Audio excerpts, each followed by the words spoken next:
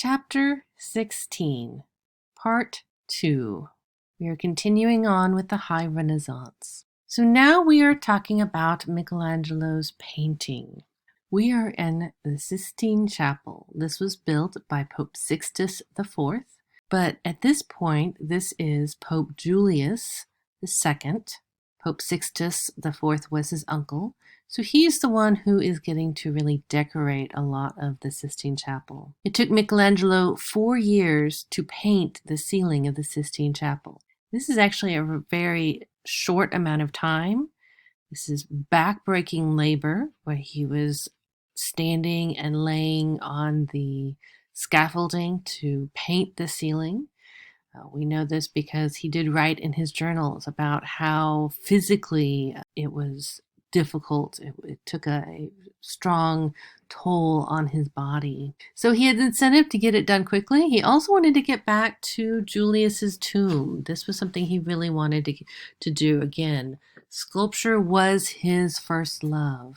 So the ceiling is not flat. It is a shallow barrel vaulted ceiling. Remember, barrel vault just means a round Roman arch that is extended. And Michelangelo really treated the whole thing as a one sole unit. Here is the layout of the ceiling.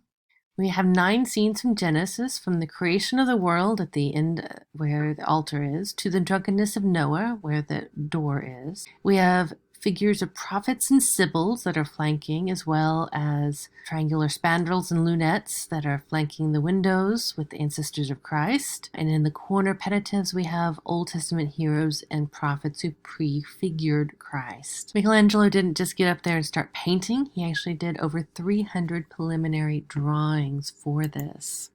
Here is the full length of the ceiling that you can see there. And this might be a little bit easier for you to see where everything is. And we're going to zero in on a couple of images here. We're going to zero in on the Libyan Sibyl, and then we're going to also about God creating Adam. So the Libyan Sibyl. So a Sibyl was a pagan prophetess whose prophecies Christians saw as evidence for the coming of Christ. So the interesting thing about her is that we see this momentum. We see this pent-up energy in this figure, very much like Moses from the tomb that he was working on. So his drawings, his paintings are very much in line with his sculptures. So we have the Sibyl. She is turning back to grab the book. She is about to move back in front of you. So she is about to uncork all of this energy, and you can really see that. And we see that with her back, with her arms flexed. We see the muscles. We see it in the legs and even in the toes. Look out. She's not flat-footed. She's not resting. She is about to move, about to turn. Now you will notice that his female figures are very much like his male figures, very muscular.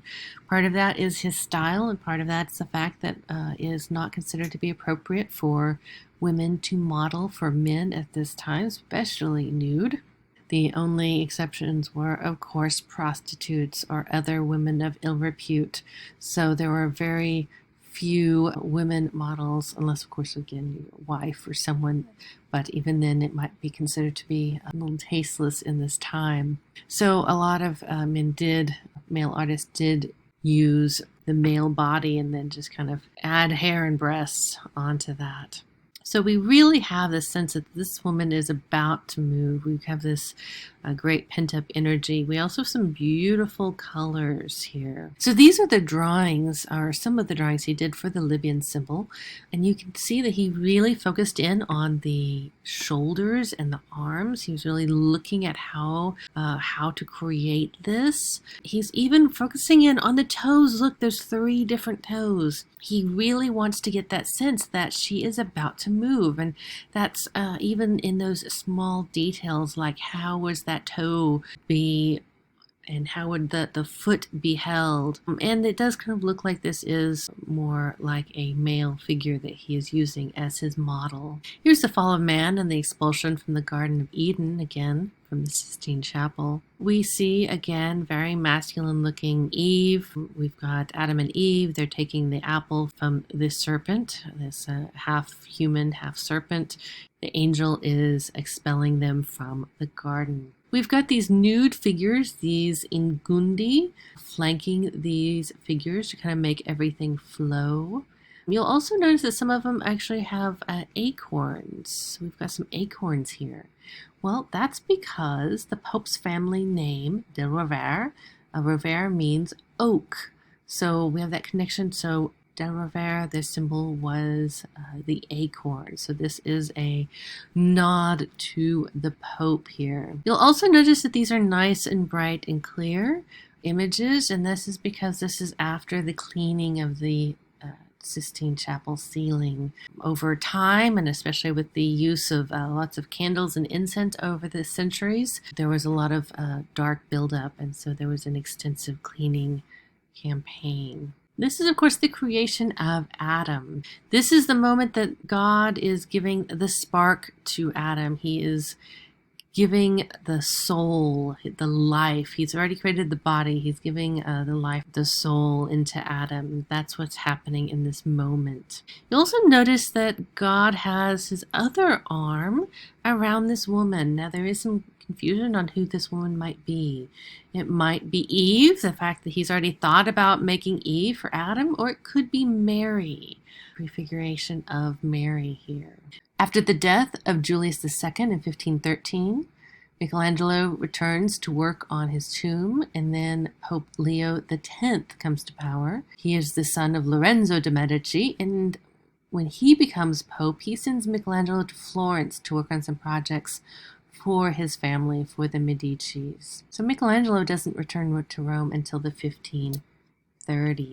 Here we have Raffaello Sanzio, or Raphael of Urbino. He is very much an intellectual, a man of the world, very easy to get along with, different from Michelangelo, who is a bit more temperamental, a bit more grumpy. He is the largest body of Renaissance work outside of Titian. This is La Belle Jardinière, the beautiful garden.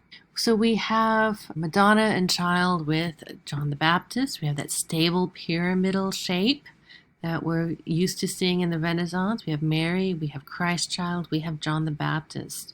We know this is John the Baptist because of his garment and the staff that is topped with the cross. We do have very subtle halos for John the Baptist, and the one for Mary is almost not even there. A little bit easier to see the one for the Christ Child. We do have a wonderful little landscape in the background of a nice city. Christ is reaching for the Bible that's in Mary's arms. He's reaching for knowledge. This is a Raphael, or possibly School of Raphael, that we have at the museum. It's a Madonna and Child. It's very small. It's in the center gallery. And so we can see in this one we have a much more defined halo, so it's a little bit earlier on. So Raphael does the frescoes of the Stanza della Signatura, the Room of the Signature. This is where the papal bulls, or papal decrees, were signed. It originally housed Julius II's personal library in the Vatican. So there are 4 domains of learning, and there are 4 frescoes on these walls. So we have theology, philosophy, law, and arts. This is the idea of humanism: theology, philosophy, law, and arts. So here is Disputa, or theology. This is the earliest one. This is the first one he did. And this is over the sacrament. And so we have the altar here. So we have the Eucharist happening. We have Christ. We have the Holy Spirit in the form of the white dove. And we have God the Father here in the heavens. On either side of Christ, we have the Virgin and John the Baptist. Surrounding here on the ground, we have a host of people, including doctors, popes, artists, and poets. We do have the nice little circles with the monstrance here, which would hold the host, the bread, the wafer, as part of the Eucharist. And then above the monstrance, we have the circle around the Holy Spirit, and we have the circle around Christ. We have these kind of circles kind of emanating from the altar. Raphael was around 25 years old when he created this. So this is the School of Athens in the Stanza della Signatura. This is the one focusing on philosophy, the embodiment of the classical spirit. We have in the center Plato and Aristotle. So we've zoomed in here and we have Plato and Aristotle. We have Plato on the left. He's the older gentleman here. He is holding his book of cosmology and numerology. And then we have Aristotle on the right. He is the younger man. He is also holding his book. This is the Nicomachean Ethics. So Aristotle is very much focused in on what is knowable in the material world. So we have these two, Plato and Aristotle, coming together, these two differing lines of thought here. So going back to the main image, we've got Plato and Aristotle. We also have these two sculptures that are looming large in the background. So let's look at those momentarily. Those are Apollo and Athena, or Minerva.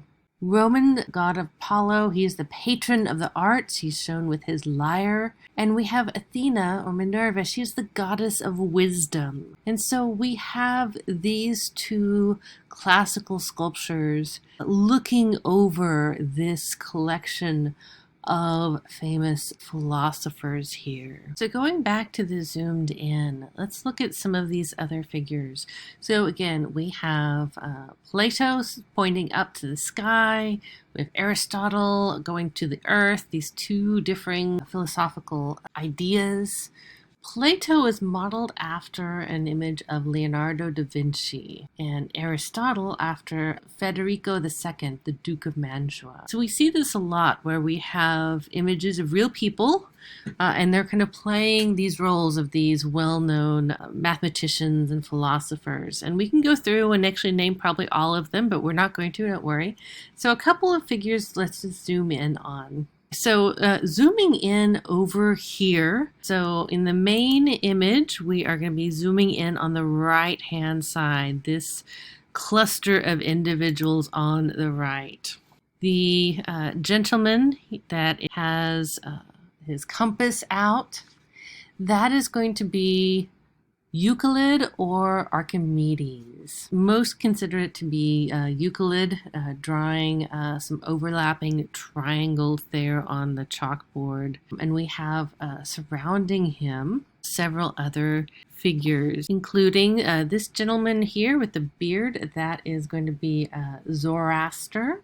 We have Ptolemy here with his back to us, holding the globe. We have Zoroaster and Ptolemy.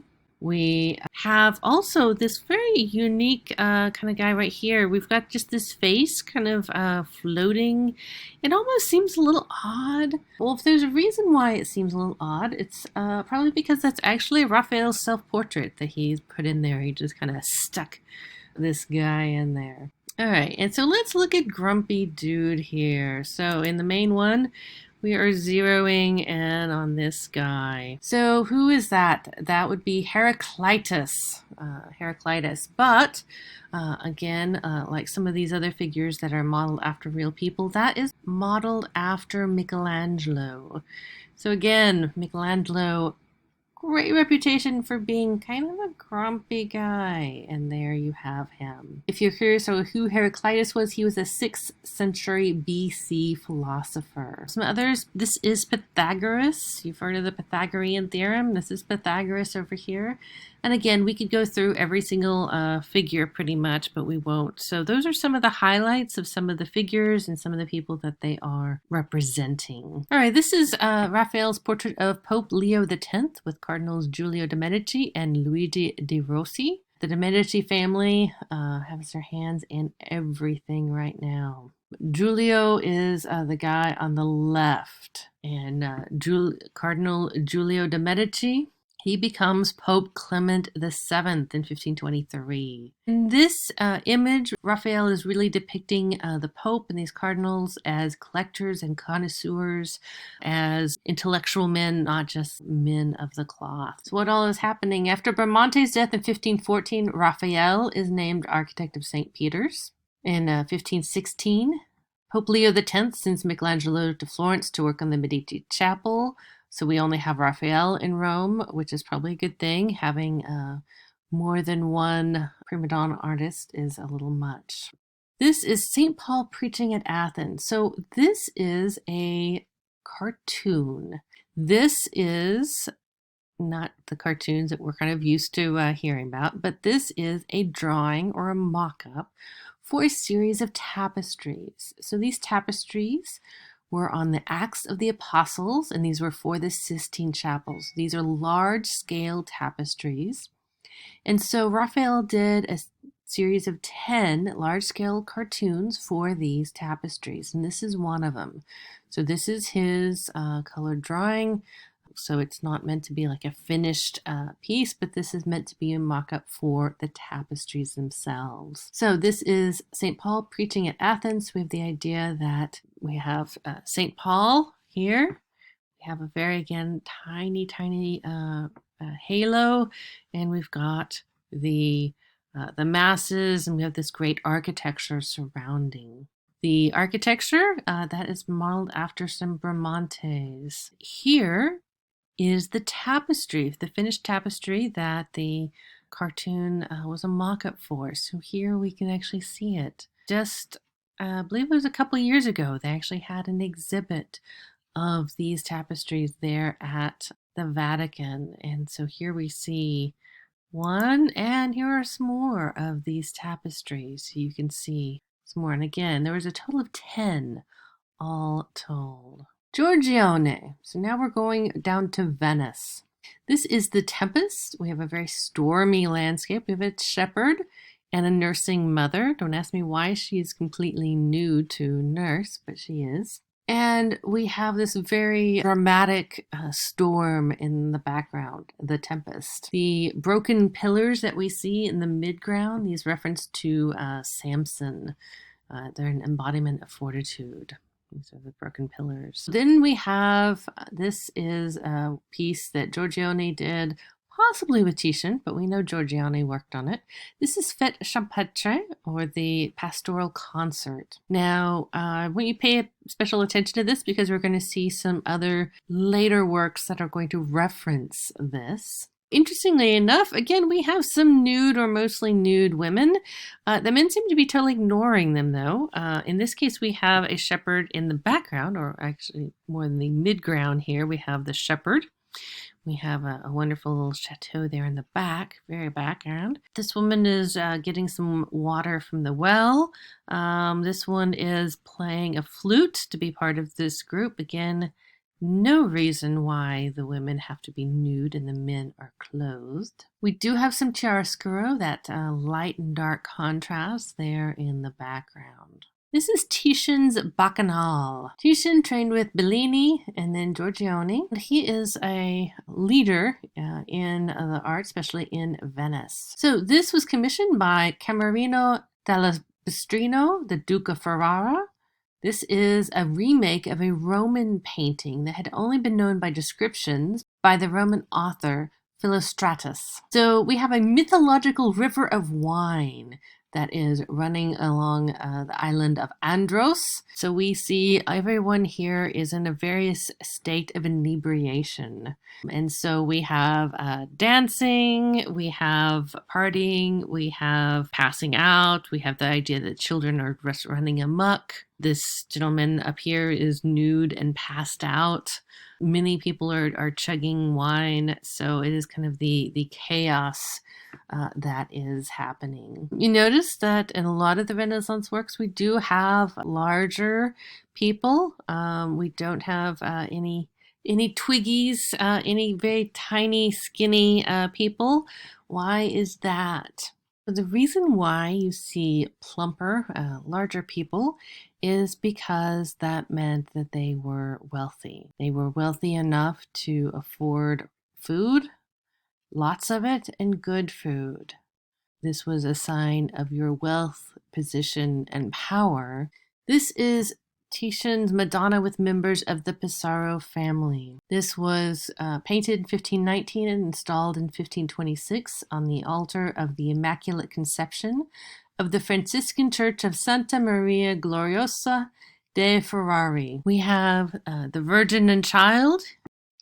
We have Jacopo Pissarro, the donor's brothers and sons down here, along with Saint Francis and Saint Anthony. We have Saint Francis and Anthony surrounding the Virgin here. The flag that you see flying, that is bearing the coat of arms of Pissarro and Pope Alexander the Sixth. Here's another Titian. This is Man with a Blue Sleeve. This is a great piece to really look at the quality of that sleeve, that fabric. You can really tell it is of a silk. You can tell all of the different folds. You can see its puffiness. You can see all of these in the quality of his painting. You can almost reach out and touch and feel the quality of this garment. We don't know the name of this gentleman anymore. We do have the initials T and V here on the stonework. That is for Tiziano Vecellio, which is Titian's real name. So that is his signature. So we do have the commanding presence of this gentleman, though. He is in profile. He's turned to look at you, the viewer, looking directly at you. Very much a commanding presence there. There have been a couple of thoughts on who this might be. It could be Ludovico Ariosto, or the Venetian patriarch of the family Titian worked for, which was the House of Barbarigo. And so it could be Girolamo Barbarigo. Or another possibility is it could be a self-portrait. So we're not sure exactly who this might be. And this piece you've seen at the museum, if you've gone there probably. This is the possible Titian that we were gifted just a few years ago. It's definitely of that time period. There is a little question on if it really is Titian or if it could be one of his students. That's something a lot of the students would be trying to copy the style. There is not a signature on this, so it's a little hard to tell.